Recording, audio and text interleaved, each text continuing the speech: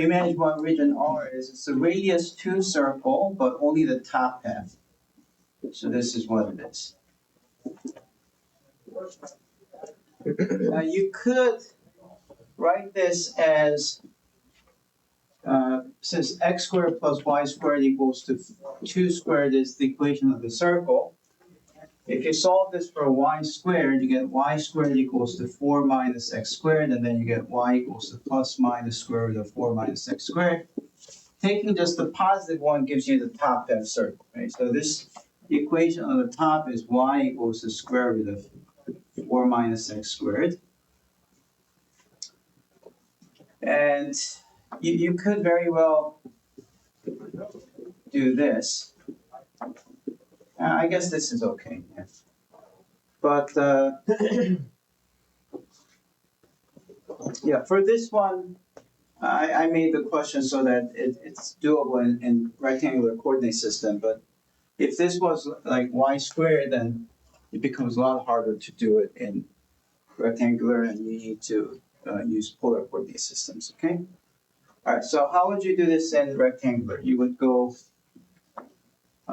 from 0 to square root of 4 minus x squared, because if you paint up y equals to 0 is where you begin, y equals to square root of 4 minus x squared is where you end. Yes? You said y squared would be harder. Would that be because it's like the full circle?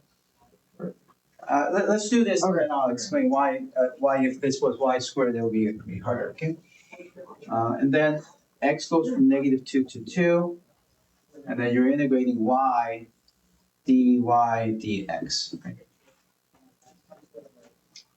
Okay, so now what does that give us? Well, -2 to 2, y integrates to 1/2 y squared, and you plug in square root of 4 minus x squared and 0 dx. And when you plug this into y squared, square cancels the square root, right?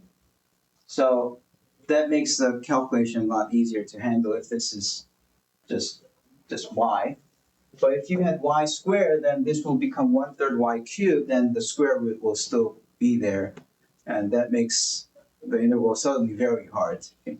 And for that one, I wouldn't dare to do it this way. I'll always try to do the polar coordinate way. It's a lot easier. Okay, so going back, as I said, when you plug this in, you get 1/2 -2 to 2 of 4 minus x squared. And when you plug in 0, it's 0. I pull the 1/2 outside, okay? And this is what you have to do. Now, this next part is not necessary, but it makes the calculation easier. Knowing that these are both even functions, you can do the trick of taking half the interval and doubling the integral.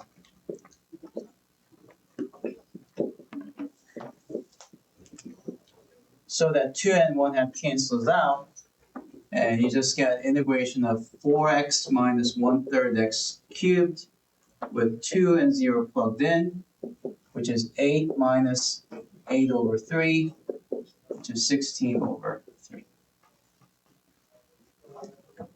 Now, to show you how to do this in polar coordinates, in polar coordinates, it's easy to describe this. In polar coordinates means you're painting this region radially. You start from 0 and you end at r equals to 2, right? R equals to 2 gives you this circle.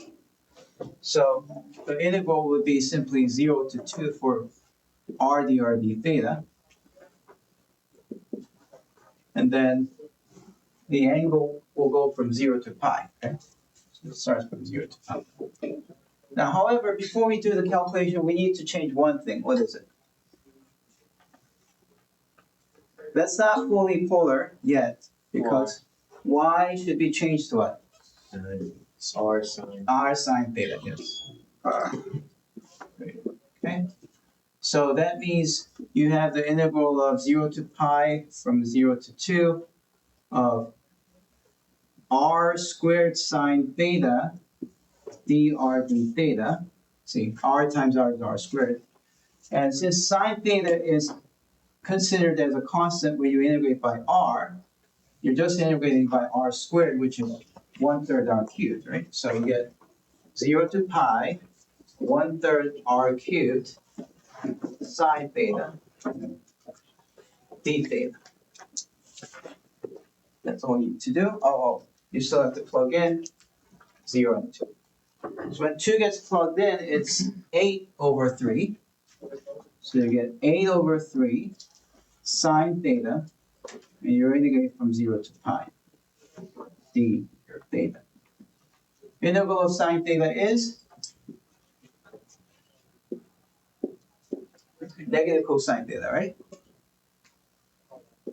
And you plug in pi and 0.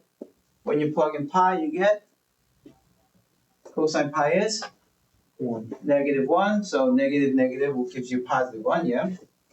And then when you plug in 0, it's 1, but you're subtracting this negative 1, so it's again plus 1. So you get the same answer like that. Okay. So for this example, the two different methods pretty much give you the same answer with same amount of work. But when this changes to y squared, then it's a completely different kind of integral. This is very hard. This is still somewhat hard because you have sine squared, but it's